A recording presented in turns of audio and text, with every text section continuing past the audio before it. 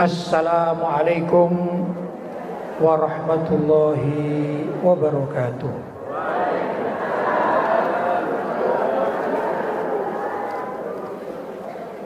Alhamdulillah. Wassalatu wassalamu ala Rasulillah Sayyidina Muhammad ibn Abdillah wa ala alihi wa sahbihi wa man wala wala hawla wala quwata illa billah, amma ba'd. Hadratul mukarramin, ma'asyiral ulama al-fudala, ma'asyiral asatidha al-kurama, bapak-bapak, ibu-ibu, hadirin hadirat yang dirahmati oleh Allah, yang saya muliakan, saya hormati Sahibul Bait Bapak Haji Radio bersama dengan keluarga beliau serta para kiai, para ustadz yang rawuh di tempat yang sangat mulia ini dalam rangka pengajian rutin hari Selasa atau malam Rabu. Alhamdulillah, kalau tidak salah saya kedua kalinya ini hadir di majelis yang sangat mulia. Mudah-mudahan bapak-bapak, ibu-ibu yang aktif istiqomah hadir di majelis ini senantiasa mendapatkan lindungan dari Allah SWT, mendapatkan berkah dari Allah SWT, mendapatkan segala macam kebaikan dari Allah SWT, dan juga mendapatkan ampunan dari Allah SWT, sehingga kehidupan kita menjadi seimbang antara amalan-amalan yang baik diberi pahala, sedangkan kekurangan-kekurangan kita atau kesalahan-kesalahan kita, atau mungkin lebih jelas lagi maksiat-maksiat kita diampuni oleh Allah Subhanahu wa taala. Allahumma amin.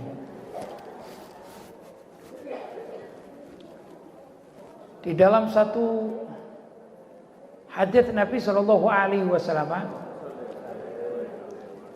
diterangkan bahwa Allah Subhanahu Wa Taala itu menciptakan sekelompok malaikat. Sekelompok malaikat ini tugasnya keliling di dunia.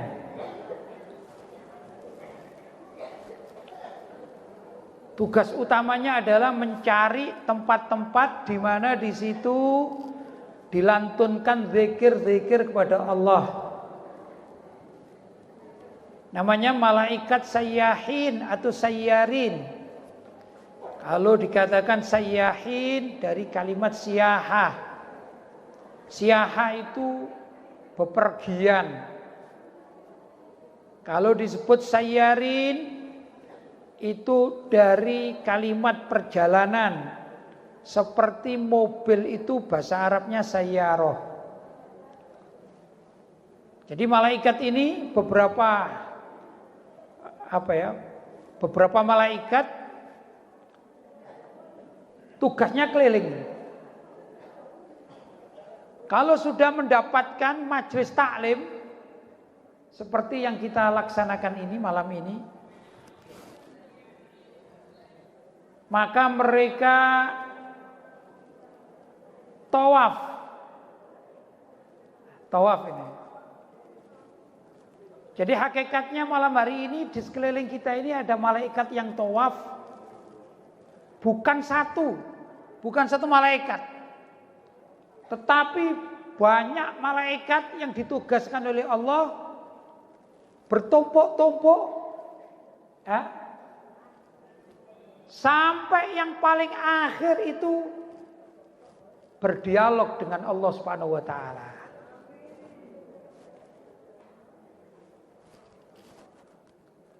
Bukan berarti Allah tidak tahu, bukan. Tapi ini saya menerangkan sebuah hadis Nabi Shallallahu Alaihi Wasallam. Allah bertanya kepada malaikat yang paling dekat dengan Allah dari kelompok tadi itu. Ya, kalau persis lafaz hadisnya saya tidak menyampaikan, tapi biasanya kita orang Indonesia ini lebih senang diceritani ya. Kalau cerita lebih masuk daripada dalil, betul ya? Jadi saya kemas dalam satu cerita saja. Biar ibu-ibu suka mendengarkan. Betul Bu ya? Nggih Bu? Allah bertanya kepada para malaikat yang paling atas. Ini malaikatnya laporan. Ya Allah, kami sudah menemukan sekelompok orang yang sedang berkumpul, bermajlis. Ini malam ini ada majlis di Raudhatul Muttaqin, kumpul-kumpul orang banyak. Ringkas cerita bapak-bapak dan ibu-ibu. Allah bertanya, apa tujuan mereka itu? Tujuan kita ini. Kalau bahasa Jakartanya itu ngapain mereka datang ke situ gitu ya. Ngapain gitu ya. Gak bahaya tah gitu.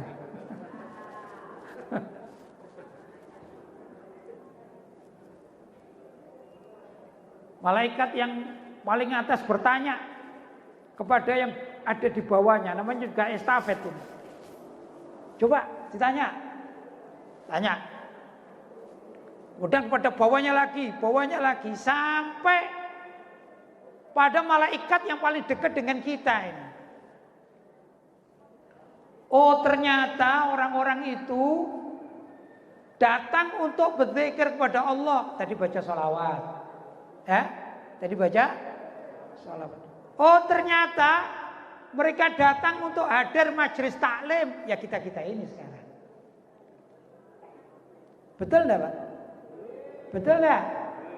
Gini apa nggih?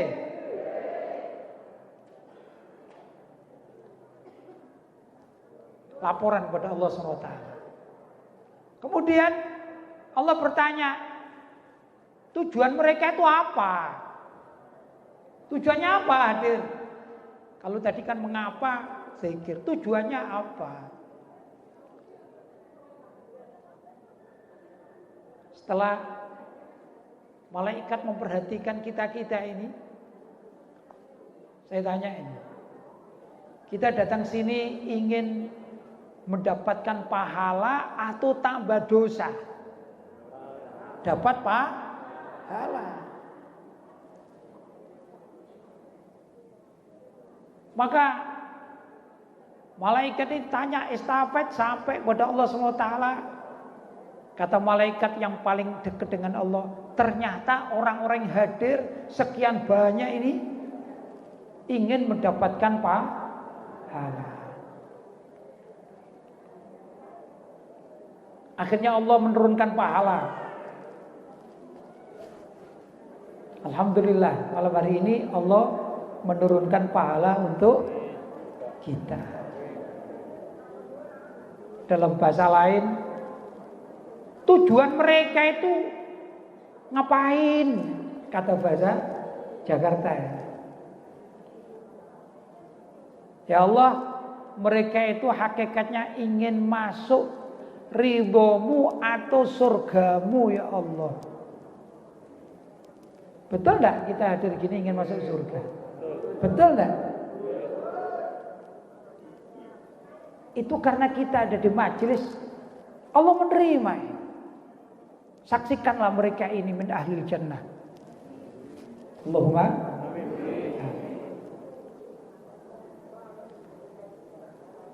Tanya lagi Allah. Terus selain itu apa ingin mereka ini? Ya Allah, inginan mereka itu aslinya gitu takut sama murkamu, yaitu nerakamu ya Allah. Betul enggak kita ini takut sama murkanya Allah? Betul ya? Ya sudah, aku tutup saja nerakaku. Sebenarnya tanya lagi Allah. Coba malaikat ditanya ini orang-orang itu yang hadir ini. Kok aneh-aneh orang-orang ini kepingin tahu surgaku ini loh. Emangnya sudah pernah lihat surgaku apa enggak? Sudah pernah lihat surganya Allah?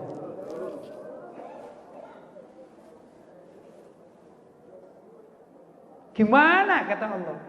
Andai kata aku bukakan pintu surga, biar mereka bisa melihat semuanya.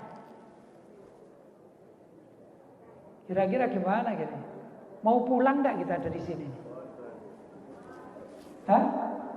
Nggak mau pulang dari sini. Yang dibuka surganya Allah.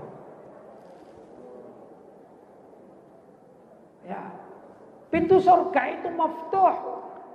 Terbuka untuk orang yang ahli majlis dzikir, majlis taklim. Pintu surga terbuka.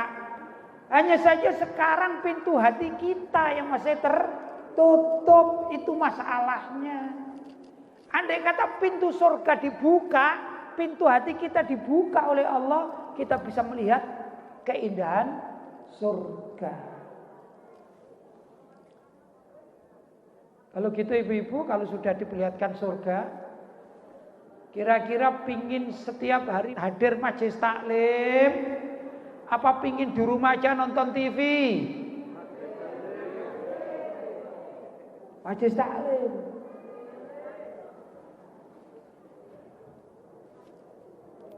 Kalau ada peraturan di pintu surga, Bu, kalau ada peraturan di pintu surga, misalnya peraturan ini, yang rame dilarang masuk surga. Ibu-ibu mau rame apa tidak? Sudah, jangan rame kalau gitu, biar masuk surga ya. Kemudian Allah bertanya lagi, terus apakah mereka itu sudah pernah lihat nerakaku? Kok takut amat sama nerakaku?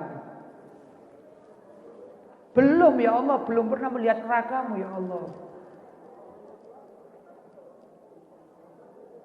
Kata Allah, kalau misalnya aku buka sedikit aja pintu neraka, biar orang-orang itu tahu keadaan neraka itu gimana.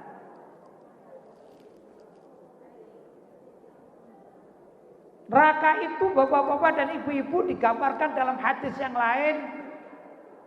Pertama begini, saya menggambarkan dulu sumur zaman dahulu kala. Kan ada bibir sumur ya, lingiran. Napa jenenge?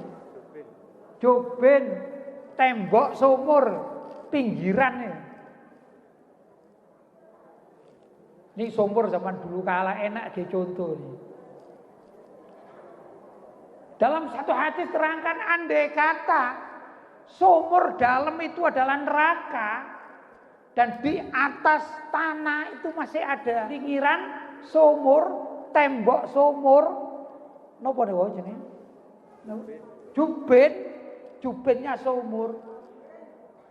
Kok ada orang jatuh atau ditaruh oleh malaikat di jobennya sumur, kakinya apa ini, telapak kaki, nah menclok di jobennya sumur, ya ngadeg kayak jobennya sumur.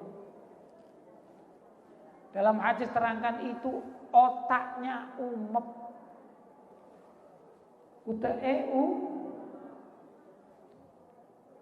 baru di atasnya sumur loh ini.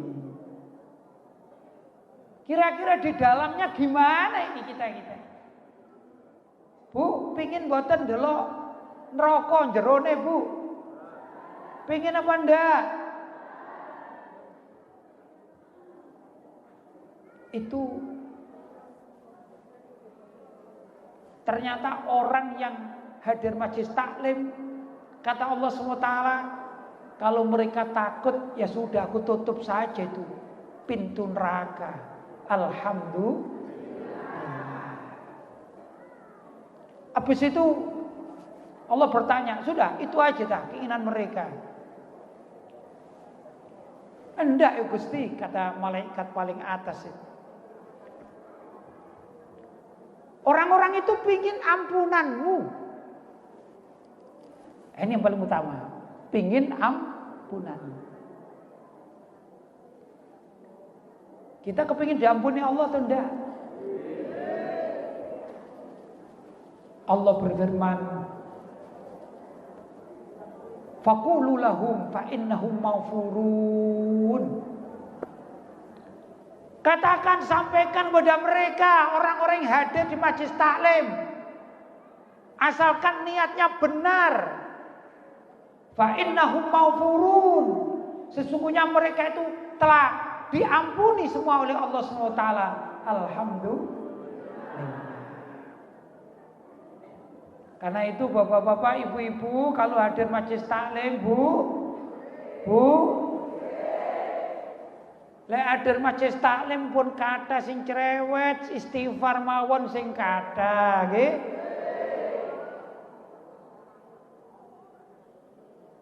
Astaghfirullah Rabbal baraya, astaghfirullah minal khataya.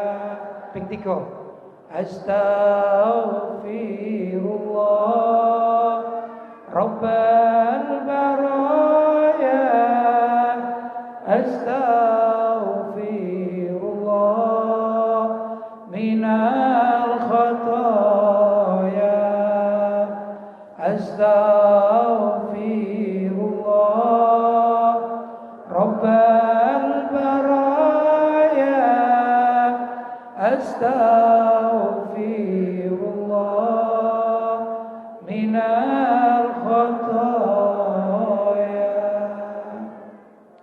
Bu, hebatnya istighfar, Bu.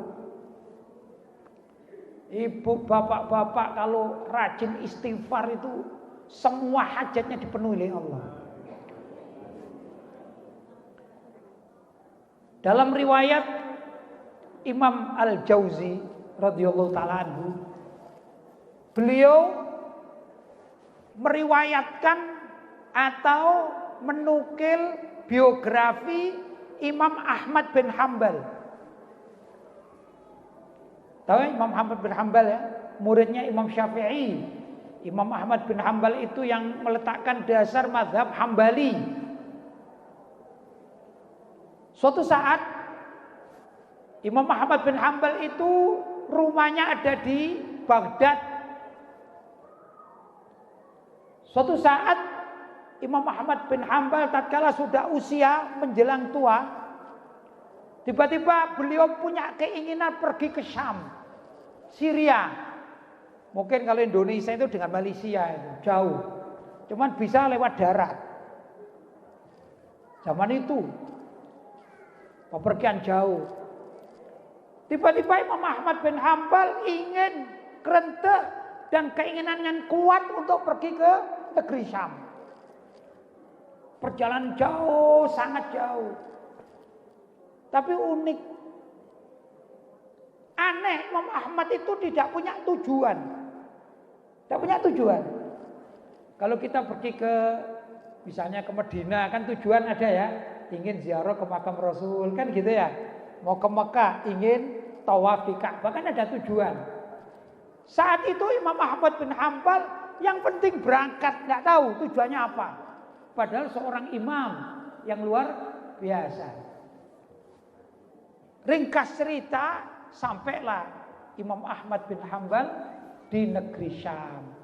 Waktu itu zuhur. Waktu zuhur beliau mencari tempat sholat. Akhirnya ketemu masjid yang cukupan bagus. Beliau sholat zuhur. Setelah sholat zuhur, beliau kemudian duduk di situ menunggu asar. Setelah menunggu asar, lantas beliau sholat asar, kemudian dari asar menunggu maghrib. Di masjid itu juga. Setelah maghrib menunggu isya. Setelah isya masjidnya mau ditutup. Kemudian Imam Ahmad bin Hambal minta izin, wahai Bapak takmir, saya ini musafir jauh dari Baghdad, sampai di sini saya masih capek, kalau boleh saya ingin tidur di masjid. Apa jawaban Pak takmir? Mohon maaf Bapak tua, peraturan mengatakan tidak boleh tidur di dalam masjid. Sama dengan kita ya. Akhirnya Imam Ahmad mencari tempat di pelataran atau balakon masjid. Begitu beliau mau tidur, takmir yang tadi ngusir itu datang lagi. Hei Bapak tua, kamu jangan tidur di sini, tidak boleh. Ini masjid bukan tempat tidur. Wah tegas ini. Takmirnya tuh tegas ini. Subhanallah, di saat Imam Ahmad ditolak seperti itu, kemudian Pak takmir masjid ini mendorong-dorong. Imam Ahmad didorong-dorong ini. Gak tahu siapa ini. Orang tua ini siapa gak tahu, didorong-dorong. Tiba-tiba di seberang sana itu ada penjual roti. Melihat. Ada penjual roti, lihat. Kasihan ini. Siapa itu? Orang tua kok didorong-dorong. Ternyata diusir dari masjid. Sedih Imam Ahmad. Imam ini alim, ulama besar. Imam Ahmad bin Hambal, muridnya Imam Syafi'i, diusir dari dalam masjid. Di balakon masjid diusir pula. Akhirnya tukang roti itu melihat, kata orang sekarang disamperin gitu ya. Didatangi Imam Ahmad bin Hambal. Wahai Bapak tua, ada apa? Maka ceritalah Imam Ahmad, saya ini tidak tahu tiba-tiba hati saya ingin pergi ke Syam, padahal saya ini punya rumah di mana? Di Baghdad.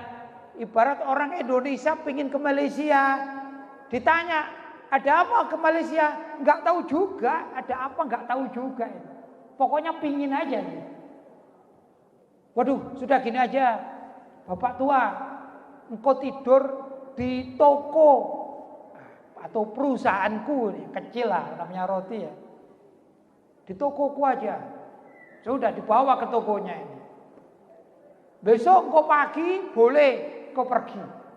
Tapi sekarang kau tidur di tempatku. Nah, ini ada toko roti dan di sebelah situ ada ruang kecil. Nah, Pak tua boleh tidur di situ. Itu ada kamar mandinya juga. Rumah saya sebelah sana. Begitu. Subhanallah, begitu masuk ternyata tukang roti ini membuat rotinya di malam hari, Pak. Untuk jualan pagi hari. Membuat adonan, membuat. Imam Ahmad ini gak langsung tidur. Perhatian kepada penjual roti, ternyata penjual roti ini baca istighfar terus, Pak. Astagfirullahaladzim, astagfirullahaladzim, astagfirullahaladzim. Sambil ngadoni roti sambil lisannya baca istighfar. Ya seorang imam, orang ulama tentu tertarik. Didatangilah Pak roti tadi itu, bapak yang penjual roti. Pak, bapak ini kan jual roti, kenapa kok lisannya selalu apa nih? Komat kamit kata orang Malang gitu ya. Kok lisannya bergerak terus? Baca apa bapak? Dijawab, wahai Pak tua, aku ini sudah lama mengerjakan apapun yang aku lakukan di mana saja, maka lisanku baca istighfar. Sehingga aku nggak terasa sudah berapa banyak istighfar yang aku baca. Kemudian Imam Ahmad bertanya, wahai bapak penjual roti, apakah ada hasil engkau baca istighfar ini? Yang nyata ada enggak ya? Dijawab, alhamdulillah Bapak tua, segala pekerjaanku ini lancar, segala keinginanku tercapai, sudah terpenuhi semua, Allah memenuhinya semuanya. Rasanya enggak ada yang tidak terpenuhi dari keinginanku, semuanya terpenuhi. Terus Imam Ahmad mengatakan, wahai Bapak penjual roti, coba diingat-ingat. Mungkin ada 1-2 yang belum tercapai, belum dipenuhi oleh Allah. Apa kira-kira? Kata Imam Ahmad bin Hanbal. Ternyata Bapak penjual roti ini mengatakan, oh ya, ada 1. Saya ini mendengar ada seorang alim. Ada orang alim luar biasa, terkenal. Kalau sekarang kan namanya viral. Padahal zaman itu nggak ada yang namanya WhatsApp, medsos, nggak ada. Tapi memang Imam Ahmad bin Hanbal, ya viral itu memang minallah, dari Allah SWT. Kita ini kadang-kadang pingin viral, nggak viral-viral ya. Yang nggak pingin viral tiba-tiba viral, betul ya? Ya Allah yang ngatur semuanya. Terus apa? Begini, saya ini pernah berdoa kepada Allah belum dipenuhi. Ya Allah, aku ingin jumpa kepada orang alim yang sangat luar biasa, yang viral, namanya Imam Ahmad bin Hanbal katanya. Siapa namanya? Imam Ahmad bin Hanbal. Itu menetes air mata Imam Ahmad bin Hanbal. Katanya, wahai Bapak penjual roti, sekarang aku tahu kenapa kok aku tiba-tiba ingin ke Syam ini, kenapa? Berkat istighfarmu. Karena istighfarmu itulah Allah menggerakkan aku jauh-jauh dari Baghdad ke negeri Syam. Dan tahu nggak kamu, hei Bapak penjual roti, aku berterima kasih kepada takmir masjid. Ternyata memang bukan di situ aku diutus oleh Allah, ini enggak. Aku mau tidur di masjid diusir. Bahkan aku cari tempat di pelataran pun diusir, didorong-dorong sampai engkau tampung. Ternyata ya engkau ini yang memanggil aku karena engkau baca istighfar dan engkau pernah menginginkan berdoa kepada Allah agar dipertemukan dengan Imam Ahmad bin Hanbal. Akulah Ahmad bin Hanbal radhiyallahu taala an. Itu pengaruh dari istighfar. Dalam ayat Al-Qur'an disebutkan, ini surat An-Nuh ya. Faqultus taghfiru rabbakum innahu kana ghaffara. Aku katakan istaghfiru, mohonlah ampun rabbakum kepada Tuhanmu, alias baca istighfarlah, mohon ampun kepada Tuhanmu. Innahu kana ghaffara, sesungguhnya Allah SWT itu ghaffara, Maha Pengampun. Kalau kita baca istighfar, apa hasilnya? Yursilis samaa'a 'alaikum midrara, maka Allah akan menurunkan air rahmat, hujan rahmat. Ya. Ini kalau kita rajin baca istighfar, enggak ada kekeringan, enggak ada. Wa yumditkum bi amwal. Dan kalau engkau rajin baca istighfar, Allah akan mempermudah, memperbanyak bi amwal, harta milikmu. Kalau kita ingin kaya, banyak istighfar. Suatu saat saya pergi ke rumahnya almarhum Kiai Hamid Baidowi Lasem. Kemudian saya diajak bicara, kata beliau begini. Ya, sewaktu agak lama ini, beliau panggil saya Gus itu. Gus, sampean kok lesu no Gus? Iya Kiai. Apa Gus kate duwe ah? Biasa Kiai sepuh suka guru. Iya Kiai. Belum punya uang banyak saya Kiai. Sampean gelem tak ajari. Golek duit Gus. Nggih purun Yai. Ya apa? Ya napa Yai? Ya nggih proposal nang Gusti Allah jadi. Bikin proposal ke Gusti Allah. Kita ini baca bikin proposal kan ke orang. Ini Kiai Hamid Bedowi bikin proposal ke Gusti Allah. Ya napa Yai? Ngene Gus, aku iki lek sumpah gak duwe duit, aku tambah gak metu. Ning gedukure sajadahe wis istighfar to. Lek gak duwe duit tambah gak metu. Lek wong-wong lak gak duwe duit lak metu nyambut gawe. Aku nyambut gawe nang pangeran ae nang Gusti Allah, istighfar. Biasanya ngono ono sing ngirimi duit, gitu kan. Ada yang ngirimi duit. Itu saya singgah ke rumahnya Kiai Hamid Bedowi langsung. Lanjutannya wa yumditkum bi amwal wa banin. Dan Allah itu akan memberi kalian anak-anak dan cucu keturunan kalau kalian rajin beristighfar. Artinya orang rajin istighfar itu mulai dari awal insya Allah dia tidak mandul, insya Allah begitulah kurang lebih. Karena akan dijamin punya keturunan. Ya, kalau banyak istighfar. Wa yaj'al lakum jannatin wa yaj'al lakum anhara. Maka Allah juga akan membuatkan bagi kalian jannatin, taman-taman yang indah. Maksudnya kita akan diberi kebun yang banyak, tanah yang luas. Wa yaj'al lakum anhara. Dan juga Allah akan menjadikan bagimu itu anhara, air-air yang mengalir. Loh, zaman sekarang ini kalau orang punya tanah luas, kemudian ada sungai mengalir, itu bisnis yang menjanjikan. Kafe-kafe sekarang ini, kafe alam itu dibangun di atas apa? Taman, ya dah. Di situ ada sungai, padahal sungainya kecil, tapi di setting sedemikian rupa, jadilah taman kafe yang luar biasa. Betul ya? Kalau bisa nyeting, bisa mengelola, luar biasa, Pak. Itu kalau kita rajin beristighfar. Imam Hasan Al-Basri radhiyallahu taala anhu, beliau seorang tabi'in, suatu saat didatangi 3 orang tamu. 3 orang tamu.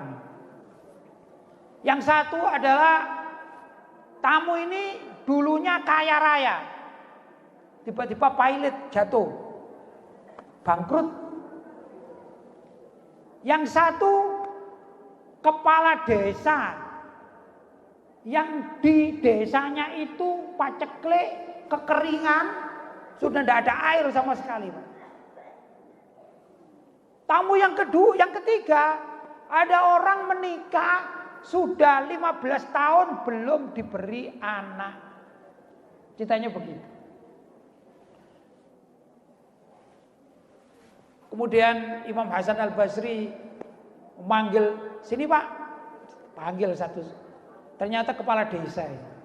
Kepala desa. Ada apa sama datang ke sini, perlu apa? Begini Imam, di tempat saya ini paceklik. Ya, kami minta gimana solusinya, hai Imam? Kata Imam Hasan Basri, jawabnya ringan. Gini aja, kamu dan rakyatmu itu kamu ajak istighfar yang banyak. Nggih, siap Imam, insyaallah. Begitu. Wah, ini punya ijazah dari Imam Hasan Al-Basri. Kemudian dipanggil, sini, Bapak, sini Pak. Kenapa Pak? Saya ini gini Imam, saya mau konsultasi. Saya dulu itu pedagang, berniaga dan berhasil saya. Berhasil. Kehidupan saya luar biasa, pokoknya sukses. Tiba-tiba saya mendapatkan satu situasi yang menyebabkan saya ini bangkrut. Saya mohon doa solusi dari Imam agar saya bisa bangkit lagi. Kata Imam Hasan Al-Basri, kamu sekeluarga banyak baca istighfar. Nah, ini pedagang yang lihat sama kepala desa ini. Kok podo juruse? Ya. Akhirnya panggil satu, sini, Bapak, sini. Kamu ada apa, Pak? Anu Imam, saya ini menikah sudah 15 tahun belum diberi anak. Terus solusinya gimana ini? Ya kamu sama istrimu banyak istighfar yang banyak. Ini 3 orang ini saling melihat. Ini kok kayak apa namanya? Kayak dokter di desa itu loh, bidan di desa. Ya. Bukan bidan ya. Apa namanya? Oh mantri di desa ini. Sakit perut dikasih siba, sakit pusing kasih siba, Pak. Ya. Kacopoy kasih siba, pel si jedok siba tok. Tak gitu zaman dulu kalah. Bertanya, akhirnya nggak percaya. Nggak percaya 3 orang ini. Imam, mohon maaf Imam, ini kritis ini. Masa kami ini penyakitnya beda-beda, problemnya beda-beda kok obatnya siji lho, pil si batok mulai biyen. Mantrinya. Saya kan punya masalah beda dengan dia, kok satu dok. Akhirnya Imam Hasan Al-Basri mengatakan, ya kamu masalahnya jarang baca Quran. Betul enggak? Iya Imam, jarang. Nah ini tadi ayatnya. Fakultus taghfiru rabbakum innahu kana ghaffar. Aku katakan istaghfiru rabbakum. Mohonlah ampun pada Tuhanmu. Innahu kana ghaffar. Sesungguhnya Tuhanmu itu maha pengampun. Loh, kalau sudah ada ampunan dari Tuhan, dari Allah, yursilis sama alaikum midrara, maka Allah akan mengirimkan hujan dari langit dengan hujan yang apa? Rahmat. Ini jawaban untuk Pak Lurah, Pak Kepala Desa. Ini jawabannya, bukan saya yang jawab. Kata Imam Hasan Al-Basri. Quran yang jawab, makanya ngaji. Di Senin itu. Terus wa yumditkum bi amwal. Ini jawaban untuk bapak yang tadi itu pilot bangkrut. Makanya nyambut gawe ibadah tetap istighfar sing akeh. Ayo sekarang mulai istighfar. Kamu sekeluarga istighfar. Kalau kamu banyak istighfar, wa yumditkum bi amwal, Allah akan mengirimkan harta. Insyaallah engkau akan bangkit kembali. Wa yumditkum bi amwalin wa banina, dan anak. Nah kamu ini yang sudah menikah 15 tahun belum punya anak, baca istighfar yang banyak, maka insya Allah engkau akan diberi anak. Begitu katanya. Ini jawabannya dari Imam Hasan Al-Basri dari surat Nuh. Ya, surat Nuh ayatnya apa tadi? Fakultus taghfiru rabbakum innahu kana ghaffara yursilis sama alaikum midrara wa yumditkum bi amwalin wa banina. Ya, wa yaj'al lakum jannatin wa yaj'al lakum anhar. Ini tambahan. Insyaallah kalau kita rajin baca istighfar, maka Allah akan memberikan banyak hal. Seperti tukang roti tadi itu, bahkan minta sesuatu yang sepertinya khoyal, sepertinya tidak masuk akal. Beliau dari Syam atau Syria, gambarnya kita ya. Beliau di Indonesia minta jumpa sama seorang alim yang ada di Malaysia atau sebaliknya. Itu kan naik kendaraan, naik ini dan segala macam. Ternyata dipenuhi oleh Allah Subhanahu wa ta'ala. Luar biasa. Astaghfirullah Rabbal baraya. Astaghfirullah minal khataya. Astaghfirullah Rabbal baraya. Astaghfirullah minal khataya. Astaghfirullah Rabbal baraya. Astaghfirullah minal khataya. Para imam, ulama-ulama zaman-zaman dahulu ini, ceritanya ulama-ulama salaf. Mereka itu seringkali ingin ziarah Nabi Muhammad Shallallahu Alaihi Wasallam. Jadi banyak riwayat-riwayat ulama-ulama salaf itu ziarah kepada Nabi Muhammad. Tujuannya satu tujuannya. Tujuannya mereka ziarah itu karena mohon ampunan kepada Allah dengan ziarah ke makam Rasulullah Sallallahu Alaihi Wasallam.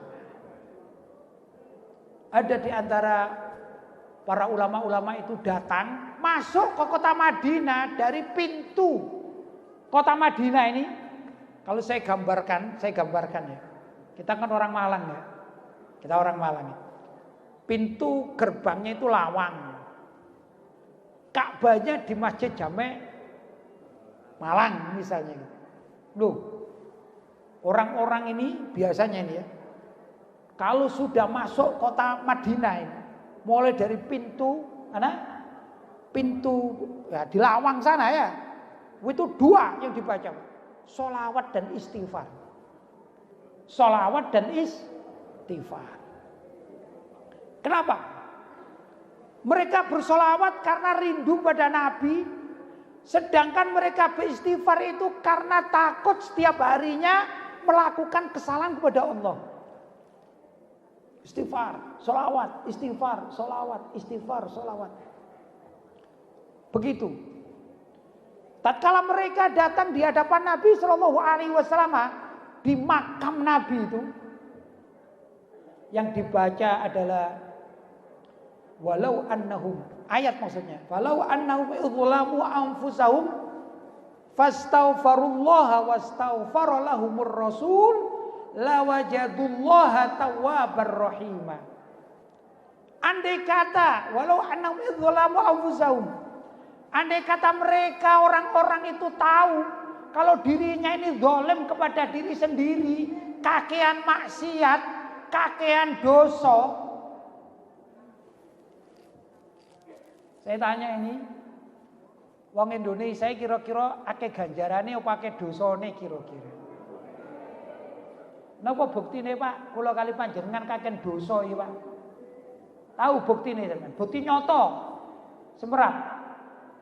Besok-besok sama nek mati diangkut ambek pendosa Pak, duduk pengganjaran Pak. Nggih. Diangkut dengan kenapa kok diangkut dengan pendosa? Karena banyak dosa.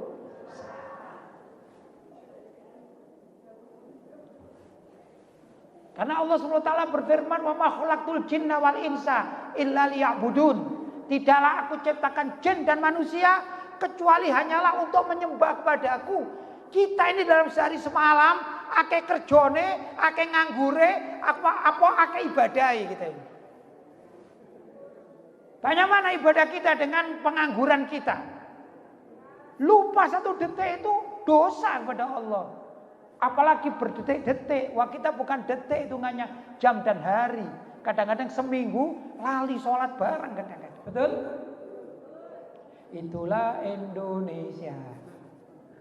Pakai. Makanya kalau mati dibawa kerandanya namanya pendosa. Walau annahum idzalamu anfusahum. Andai kata mereka itu zalim kepada diri sendiri, yaitu berdosa kepada Allah SWT, bermaksiat kepada Allah SWT, lupa kepada Allah SWT, lalai kepada kewajiban beribadah. Kita ini ahli ibadah kadang-kadang, mohon maaf.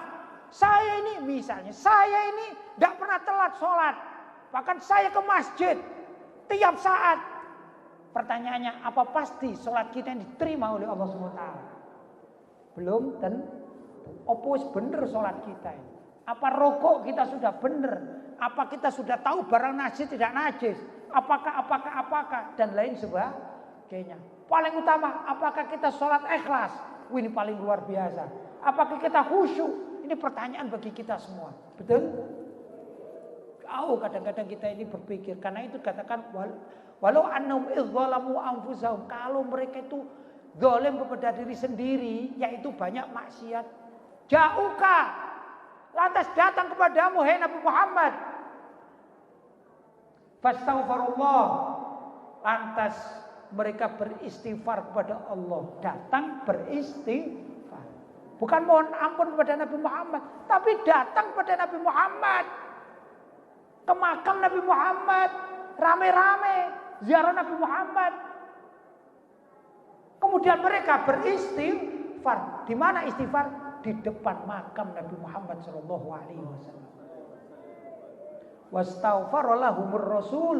Kemudian Nabi Muhammad yang ada di dalam makam itu memohonkan ampun kepada Allah untuk orang yang datang. Jadi para ulama itu ngerti ayat ini, diamalkan. Rame-rame datang ke Madinah dengan berbagai macam. Bukan rame itu rombongan. Banyak ulama-ulama yang merasa, aduh, aku ini ngerti ilmu, aku belajar ilmu, tapi berapa persen yang aku amalkan sudah merasa berdosa. Begitu orang zaman dahulu. Oh, kita ini ngerti ilmu gak diamalkan. Betul kadang-kadang. Wah, aku ngerti harus sholat itu khusyuk. Ya gak khusyuk. Mata kita ini kemana-mana kalau sholat. Betul. Kita ini mestinya namanya sholat itu kan ingat pada Allah. Gitu. Allahu Akbar. Sampai Assalamualaikum warahmatullahi. Assalamualaikum warahmatullahi. Saya tanya, coba ngacung.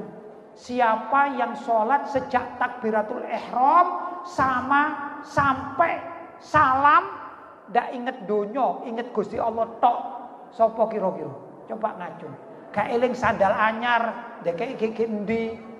Sing ibu-ibu masak gosong apa gak gosong? Betul-betul ingat Allah SWT. Wonten, Pak. Allahu Akbar. Ya Allah, aku mang tas tuku sandal, mang lali tadi kayak hilang enggak? Itu kita. Betul? Salat. Allahu Akbar. Ruku. Ya Allah, kok krocok-krocok udan iki? Cari ibu-ibu lah aku mang jemur iki mang ya apa teles gak? Nggih mboten? Itu kita. Kualitas sholat kita seperti itu. Makanya kita ini perlu, Bu, ibu-ibu, bapak-bapak, ibu-ibu. Ayo dadi wong soge, ayo niru Pak Haji Radio ngene. Tapi soge berangkat ke Madinah. Allahumma. Kemuka bapak-bapak diajak, Pak ibu-ibu diajak Pak Radio berangkat ke Madinah. Pemane sing ngomong, tambah seneng diajak. Guna apa, Pak? Kita istighfar kepada Allah. Di mana? Di depan makam Nabi Muhammad sallallahu alaihi wasallam.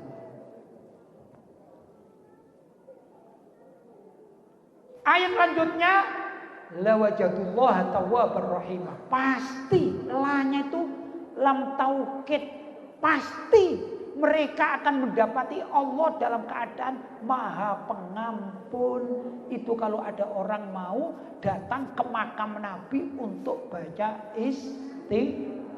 Luar biasa istighfar. Bukan istighfar sembarangan. Astagfirullahaladzim, astagfirullahaladzim.